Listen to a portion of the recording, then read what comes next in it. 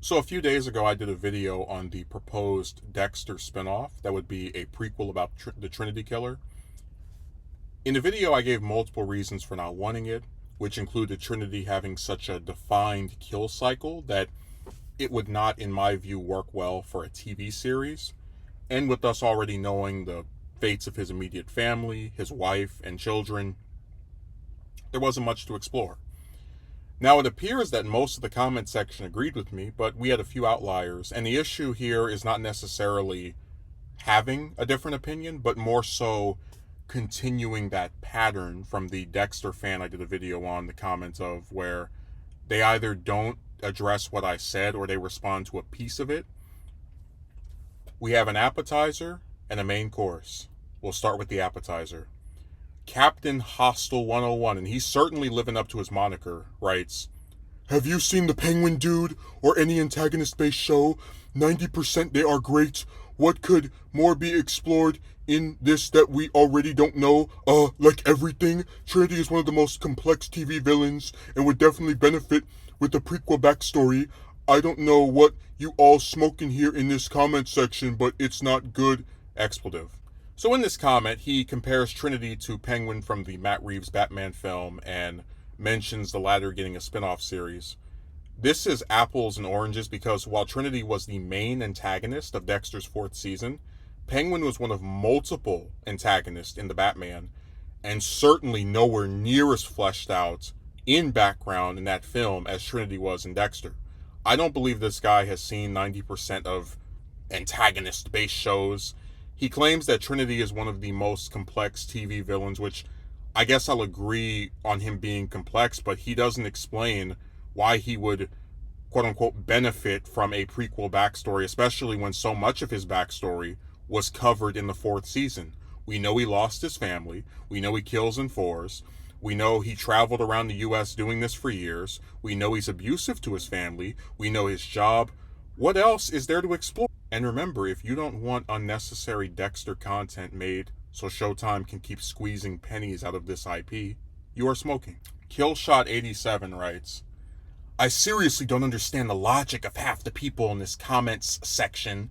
Why do you guys think we won't like Arthur Mitchell? Yes, he kills innocents and kids, but there are plenty of morally reprehensible characters that we enjoyed watching. Look at Penguin, Hannibal, Joker, Walter White, Tony Soprano, Patrick Bateman, Ines, Old Gown, etc. Just because someone is morally reprehensible doesn't mean he can't be enjoyable to watch." Another argument I see people make is that we already know how it ends, so there's no point in watching the prequel, but quite frankly, I think that take is stupid. By that logic, why should I watch OG Dexter when I know he survives all 8 seasons? Why should I watch Nightmare on Elm Street when I know he returns in future movies? There was this one manga I read where it starts off with the main character on their deathbed before it started doing flashbacks of his life, so should I have just stopped after chapter 1 because I knew how he died? The ending isn't the only important part of the story. Just because you know the end doesn't mean the beginning and middle can't be equally as enjoyable. Hell, sometimes knowing the end can make the earlier parts even more enjoyable because now you're anticipating certain things. So no one said we won't like Trinity or that being morally reprehensible is unenjoyable. The issue is making an entire series predicated on a character who was so well developed during the fourth season of Dexter that making a prequel show about them ends up just being a retread of things we've already seen before. He thinks that people not wanting to watch a prequel because they know how it ends is stupid. He's allowed to have that opinion, but I don't think anyone is inherently wrong for not feeling as immersed in a story where they know the writers have to adhere to what canonically takes place afterward. Also, this is like further proof he didn't watch the video because I openly floated the idea of a Brian Moser spinoff, as I thought his lone wolf status with no motive for killing was something that could be stretched out across multiple seasons. So it's not just that it's a prequel, it's also that I don't think there is any aspect of Trinity's past that wasn't already explored in the fourth season of Dexter, so why give us more of the same? I love that he defends prequels by mentioning works that are not prequels. Should someone watch the original Dexter when they know he survives all 8 seasons? I don't know what this guy's experience with Dexter was, but I'm someone who was aware of it when it was airing, and part of the thrill that the show had at the time was the unknown. Someone watching season 2 when it first aired would have had no idea it was going to go on for another 6 years. And before New Blood was announced in 2020, we had a solid 6 years where you could watch that show and not know whether or not Dexter survived at the end. It's not the show's fault that it has had 2 sequel series, so to retroactively pretend that it is no longer having any appeal because they have decided to make continuations in the years since, I think is disingenuous. Like, someone could theoretically decide to skip the original Dexter and just watch either New Blood or Resurrection or both, but you would be really confused. And it's like, I guess that would kind of feed into his argument that the ending is the only important part of a story. But those shows only exist because the ending of the original Dexter was so goddamn bad. And just because something has a sequel doesn't make it retroactively a prequel. He asked if he should watch Nightmare on Elm Street when he knows Freddy returns in sequels, which is an even more ridiculous comparison. First of all, it's standard for any horror series to have the same villain come back in nearly every single installment. If you were to refuse watching Nightmare on Elm Street with that, you would have to have the same grievance with Saw, Friday the 13th, Halloween, Child's Play, Megan, etc. Secondly, the stakes of a horror movie tend to not be whether the killer died or not, but if and how the protagonist can defeat them. Comparing Dexter to Nightmare on Elm Street is just so weird. Now, if you want an example of a good prequel, we could mention Clone Wars. Obviously, there are Star Wars fans that don't like the prequels, but one of the reasons Clone Wars was such a great show is that in spite of being aware of the fates of the movie originating characters, it introduced several characters like Ahsoka and Rex, who we did not immediately know the fates of, and could generate suspense over whether they would live or die. A show like Original Sin didn't do this. They basically imported the cast of the first season, minus Dokes, and added a captain and an underdeveloped Sarah Michelle Gellar character, and expected us to be concerned in the slightest.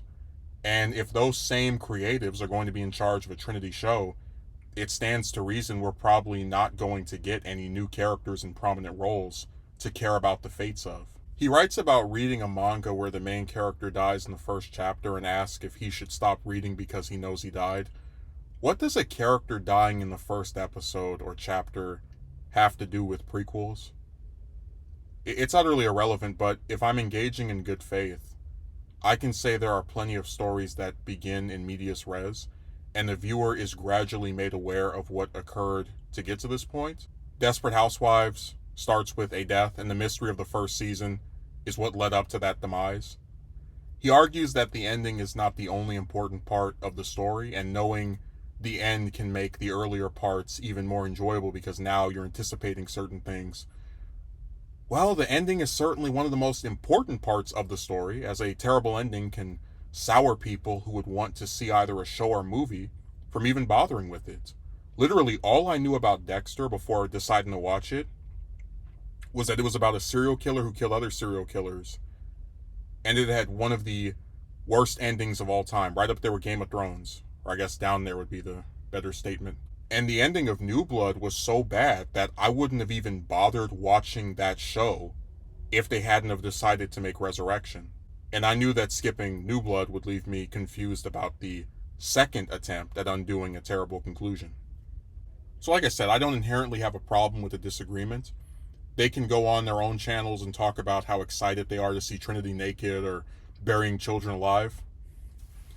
The issue is that when someone makes a video where they lay out multiple reasons for not liking something, I don't believe people who disagree should be able to just cherry pick the pieces that they think are not as valid and then pretend like the person they're responding to is some fool.